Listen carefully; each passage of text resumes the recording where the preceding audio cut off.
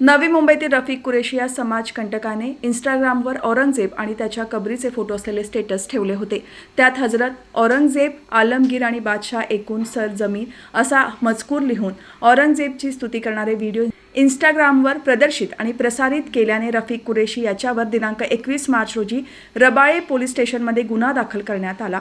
याविषयी गुन्हा नोंद करण्यासाठी नवी मुंबई बजरंग दलाने पुढाकार घेतला असून बजरंग दलाचे नवी मुंबई जिल्हा सहसंयोजक तेजस पाटील यांनी याबाबत दिनांक 20 मार्च रोजी वरिष्ठ पोलीस निरीक्षक रबाळे यांना लेखी तक्रार दिली होती. आक्रमणकारी दहशतवादी लुटेरा औरंगजेब आणि छत्रपती संभाजी महाराजांना हाल करून मारलं अशा क्रूर शासकाची जाणीवपूर्वक स्तुती करणे म्हणजे ही जिहादी मानसिकतेचे, यावर कारवाई करणे आवश्यक आहे, असे यावेळी बजरंग दलाने पोलीस प्रशासनासमोर स्पष्ट केले.